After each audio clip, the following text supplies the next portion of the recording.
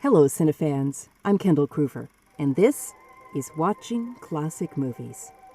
My guest is Michelle Squiccimara, registrar and outreach coordinator of the Stoogeum in Ambler, Pennsylvania. This three-story museum, dedicated to the Three Stooges, contains thousands of artifacts and works of art. It's also the home of the Three Stooges fan club, one of the largest and most enduring in the nation. We talked about the many surprises that the Stoogeum holds, the supportive fan community that has helped it to thrive, and a new book that reveals the underseen history of the Stooges' extensive career on the road. Welcome, Michelle. Thank you for joining me today. Thanks for having me. Everything about the Stoogeum fascinates me. Its beginning, what it contains, and then we've also got a new book connected with the museum to discuss today. So I want to start with Gary Lassin, the founder of the museum, because I think his story is so interesting. He's actually, by marriage, a part of the Stooges family. So tell me about that history. That's right. So Gary Lassin, he is our family connection to the Three Stooges. He married a woman named Robin, and Robin's grandfather was Larry Fine's youngest brother, Morris Feinberg. And Mo, he went by Mo. He was the connection and the inspiration for Gary to start collecting Three Stooges memorabilia.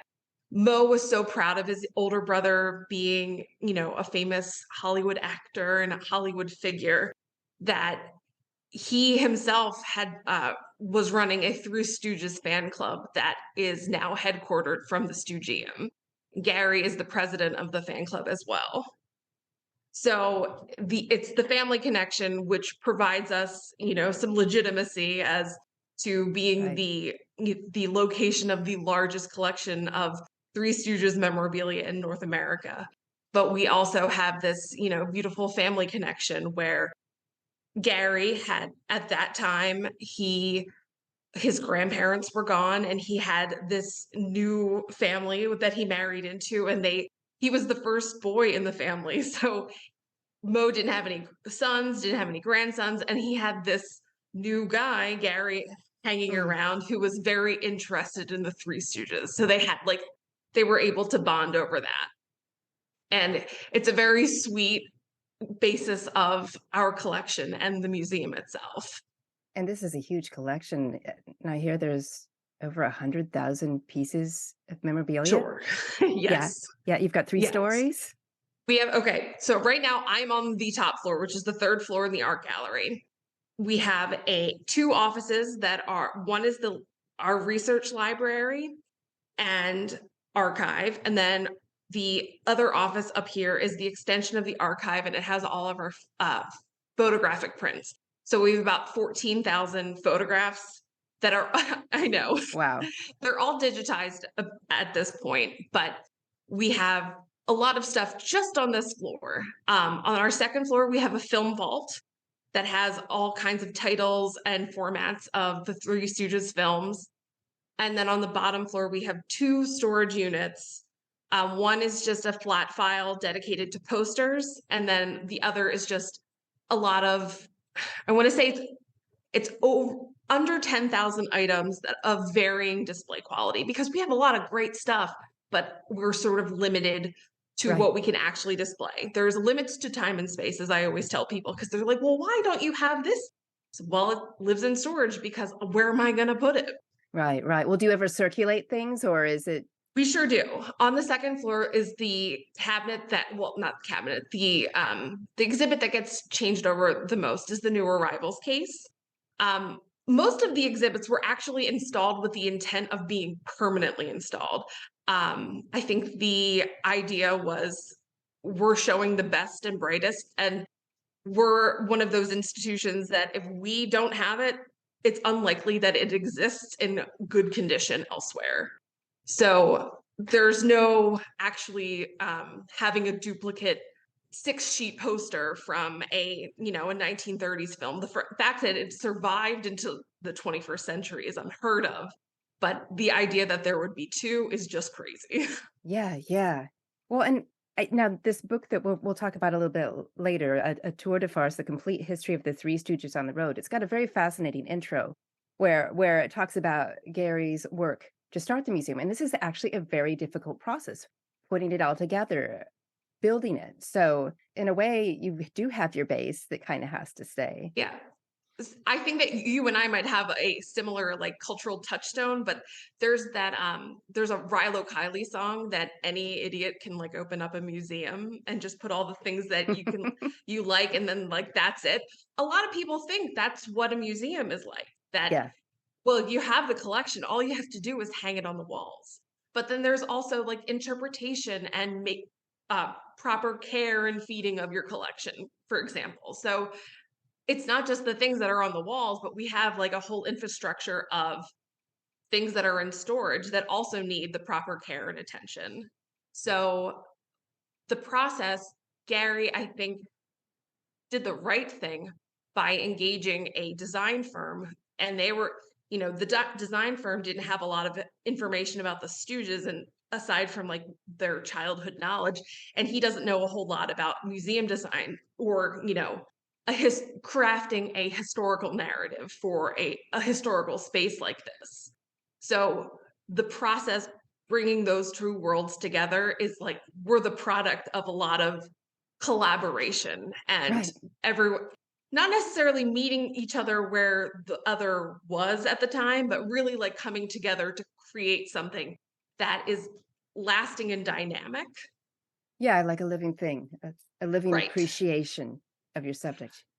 Yeah, I think that especially the New Arrivals case is one example, and the art gallery is another example of the maintaining the legacy, and then just sort of witnessing the expanse of their legacy, that people are still creating, crafting, protecting what the Three Stooges mean to them in like all kinds of forms. Like we have the art gallery. People love the Three Stooges, and it's not just somebody doodling in a notebook. Like we have, artists like Drew Friedman, I'm blanking on his name, but the gentleman who was responsible for the design in Pan's Labyrinth.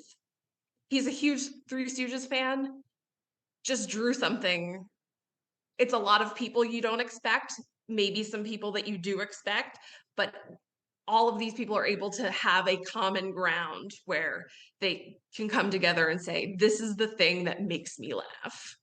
I fully believe that this diversity of people would care about the Stooges because anything that was on TV for all to see while you were growing up, there's a huge unifying factor to that. And I think it's one of the interesting things about the Stoogium is this: you've got this home base for the fan club, which was one of the oldest and the largest Mm-hmm. in the nation. It's still huge support for them.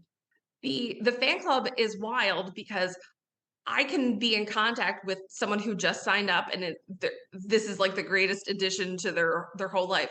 Gary always talks about how people always thank him for still putting it out because, like, you get the mail, you get bills, and all kinds of nonsense you don't want, but 4 times a year you get Yeah. a publication from the fan club, and you're having like the best time of your life for 16 pages. It's awesome. It's like new and exciting. But Yeah. I can talk to someone who's a new member, but I can also talk to someone who's been a member since he was a teenager in 1974. Oh, Like I wow. literally just met somebody he signed up when he was 16 in 1974, and that was like the very first iteration of the fan club. And he's signed up every year for forever. And he's from Texas, and he came to the Stoogium because that's where he's getting this mail from. I mean, it's true that we're just so connected to our online lives.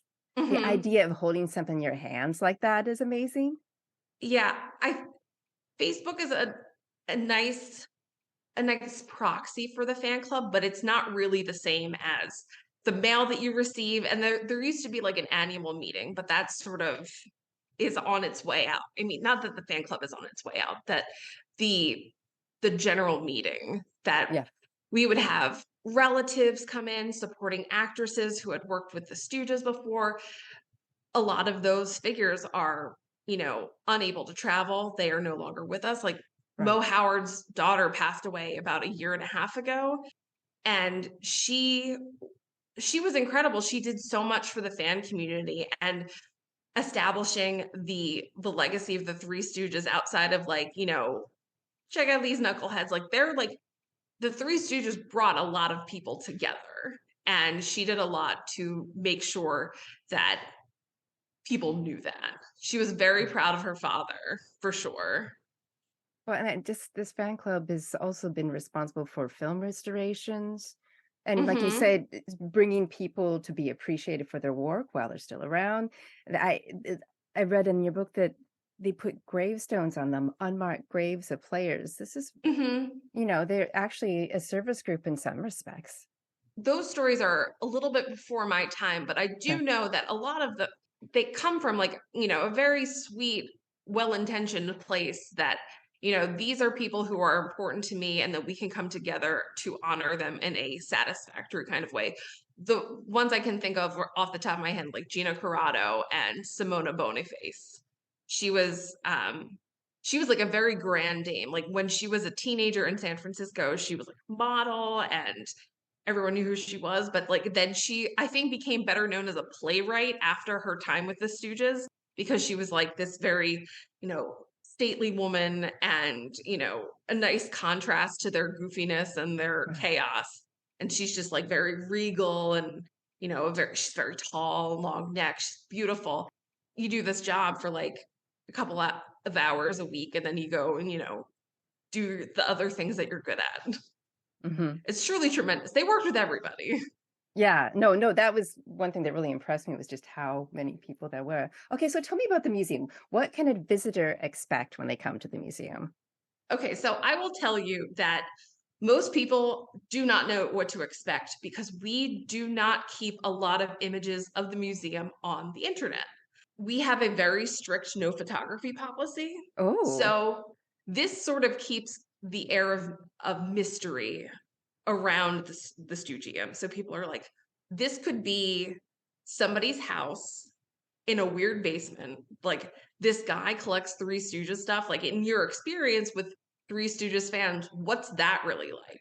Yeah. So when you open the door, you are welcomed by the Stooges singing hello, hello, hello.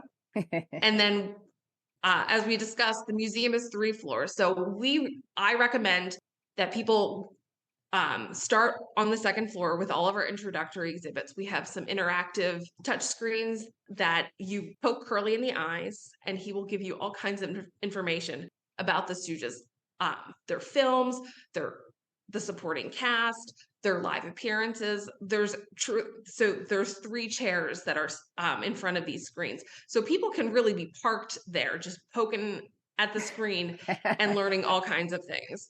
The movie theater that screens the shorts is also on the second floor, as well as the Hall of Shemp.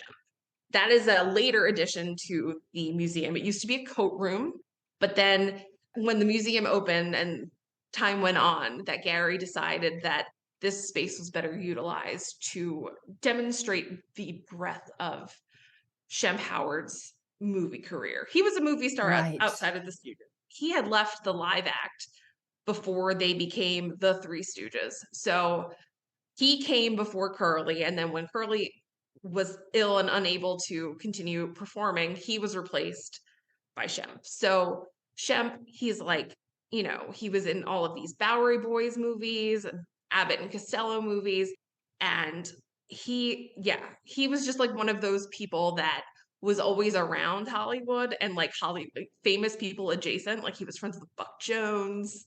Like, sure, Shemp Howard, why not? Yeah, he's here. We'll just use him. Yeah. So the Hall of Shemp, I think, it's a very long hallway just filled with one sheets and lobby cards and other personal ephemera from Shemp's non-Stooge movies. Then we also, on the second floor, we have some video games. We have a custom pinball machine.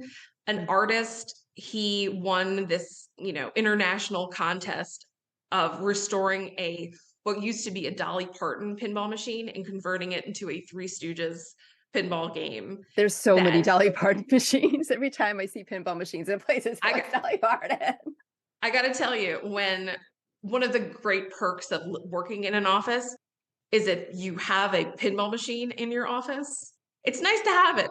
It's like I like to bebop around upon it, and yeah, it has all kinds of stooge noises, and it's true. It's something else for sure.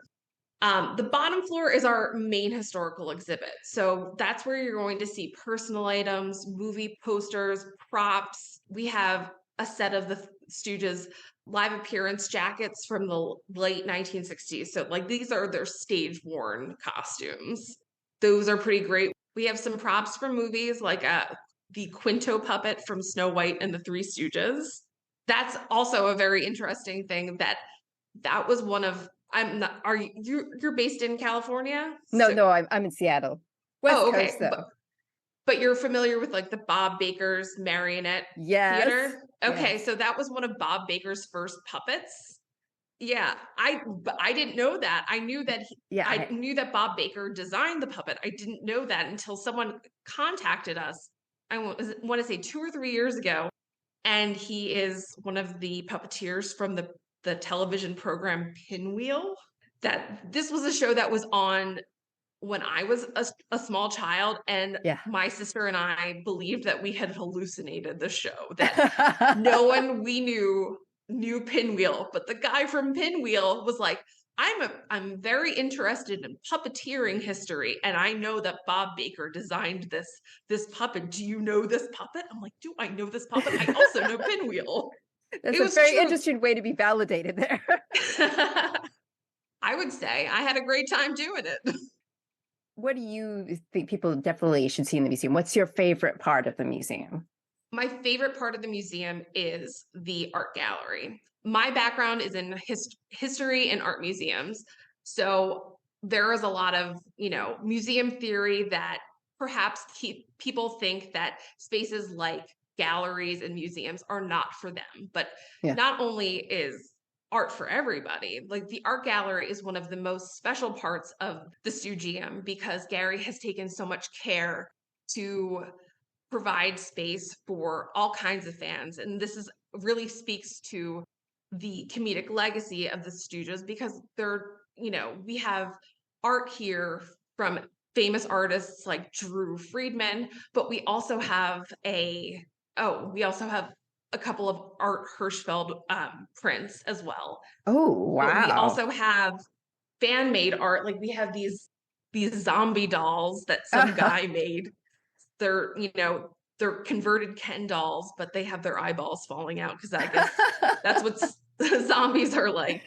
But it's art spanning like not just when they were active in the 30s, 40s, 50s, and 60s, but like stuff that's being made now. And they're just like, I love the Three Stooges so much that I made you this thing. Yeah. It's truly tremendous. But my favorite part is, which is hard to see on our camera, but is the 39-foot mural done by Philadelphia muralist David McShane. He's one of the directors of the mural arts program in Philadelphia. Because if you don't know, Philadelphia is also the mural capital of the United States. I didn't know that. Yes. So he is very well known for several pieces throughout Philadelphia, like the Larry Fine mural at Larry Fine's birthplace at 3rd and South. So he did both, the first one that did not last, and then he did the replacement mural. And then there's Philadelphia Phillies won the World Series. He did this gorgeous Phillies mural that's overlooking the water, which is really beautiful. But he also did this great mural at the Stoogeum because he was a huge Three Stooges fan. And across from the mural is his senior thesis project when he was a student at the Pennsylvania Academy of Fine Arts. And our director's parents purchased this piece for the collection. And Gary kept in contact with him for all of these years and commissioned him to make the mural for us. Oh, wow. So he's a very good friend of the Stoogeum and in excellent standing. And because I'm a huge art fan, getting to like converse with David McShane, the muralist, is truly incredible, but also doing it through this context of the Three Stooges, it's like it's truly for everybody. The connection, yeah. And I mean, I'm looking at it now. I wish I could share this image. It really is varied collection of art. I mean, just the few pieces I see behind you, there's so many different interpretations here. And it's a really interesting way of people expressing their fandom. So no, Yes. you were talking about people being a little surprised coming in to the museum. What are some of the reactions of people coming to the museum? Like, what is their impression of seeing all of this? Well, I think that having such, I don't want to say that people have low expectations, but they Mm. have like middling expectations that if, it has to be something. But it's not often you get to see something of this magnitude Right. in the suburbs. It's a nice surprise for sure. I think that most people are just bowled over that a lot of this stuff still exists. Because like I said before, that we're one of those places that if it's not here, it's likely not at a second location. That a lot of the paper goods and ephemera, like movie posters and lobby cards, they were rented by theaters on a screening basis, and you were supposed to return them to the studios or to your film exchange, or you're supposed to destroy them. So we have like a whole room dedicated to one sheet posters, not just from the exchanges, but we also have posters from all over the world, because Three Studios weren't just in the United States. You know, they have fans globally. We have a giant 6-sheet Snow White and the Three Stooges poster from Italy. Just off the top of my head, we have a Half Rocket Will Travel 1-sheet poster from Kazakhstan. We have another 1-sheet from Argentina for the Swing Parade of 1946. Like, they were everywhere, and it's like this common language of comedy, which sounds a little cheesy, but at the same time, like, it's cheesy, but it's true. Right. I mean, it means something to people. Yeah. Oh, definitely. Yeah. And I mean, just okay, the idea of them being all over the place, that's a good opportunity for us to move into this book that you all have put out. So I'm going to just say the name again: A Tour de Farce, The Complete History of the Three Stooges on the Road. And this is by Gary Lassin. Tell me about the book. I was expecting kind of an encyclopedic reference, maybe something a little drier, but it was very, very entertaining. I'd love to hear your take on it. Well, I'm so glad to hear you say that, because the book is a solution to a gap in Stooges scholarship, that there are a lot of books about their careers in movies and how they were in these shorts that were really popular, and then they were on TV everywhere, and then the end. And then, or they were popular in the movies, then they were in on the TVs when people were children, and then there was like a gap, and then there was all of this fan culture and memorabilia and merchandise that wasn't necessarily available when you're a child. But then there's this whole other part of their career that had been undocumented, that the Stooges spent most of their time on the road. They only filmed a couple of weeks every year in California, and then they had to, pay the bills. So once they were, call cut on their last short, they have a tour planned. So the story that he tells in the book is he saw somebody wear a Rolling Stones tour t-shirt, and he saw all these dates that the Rolling Stones were performing in cities and all over the United States. And he was like, well, the Three Stooges also did that, but who knows where they were and who documented all of it? So he one day started just by plugging in the information he had from the collection into an Excel spreadsheet. So being able to see things in this kind of like official kind of way, he's able to find gaps and make predictions and access things like the Margaret Herrick Library, the Library of Congress, becoming a minor expert at using microfiche machines and figuring out how to fill in the gaps in the schedule.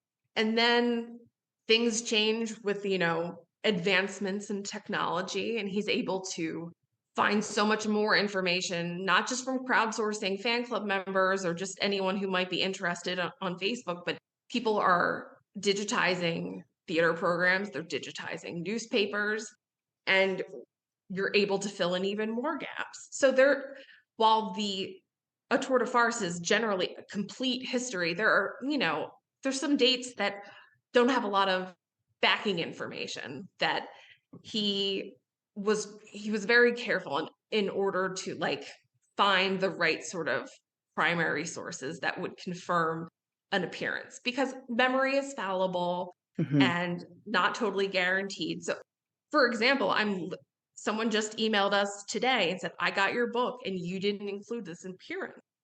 So, and I'm like, my heart stopped, but I am aware of this appearance, but we don't have any backing information. We just know from stories that are shared in remember when in this very small third tier market of a newspaper saying, my aunt said she got to meet the Three Stooges when they appeared at this theater, but we just know that story being told over and over again. We don't have photographic evidence. We don't have a newspaper announcement. The Historical Society hasn't been able to come up with anything either. So I'm able to comfortably say, these are the things I have. If you have any more information, can you prove it? We can absolutely do that. But that's sort of like that's what we're working with, that a lot of hearsay can come up with a concrete appearance, and that's wonderful. But then a lot of it is like, I kind of remember like this person could be mistaken, and this particular small town is only a 25-minute drive from Chicago. So you can just as easily see the Three Stooges in Chicago at like a large theater as you were to see them at maybe a gas station in this very small town that also had a theater. Yeah. And a lot of these places they're not maintaining archival documents that would reflect their past lives. Most theaters that they appeared at are no longer functioning in their, I always say it always bums me out when I see the Three Stooges on stage at the most beautiful theater in the world, and then I find out it's the most gorgeous CVS. Oh, yes. Isn't that true? So many drugstores used to be movie theaters or vaudeville palaces. Yeah. So we have our favorite example is this small theater in Los Angeles that it was this grand theater. It's in this very diverse neighborhood. And at the time, it was one of those places that perhaps white acts weren't necessarily performing there unbidden. So the fact that they were there at all was incredible, but now it's like the most beautiful CVS you've ever seen.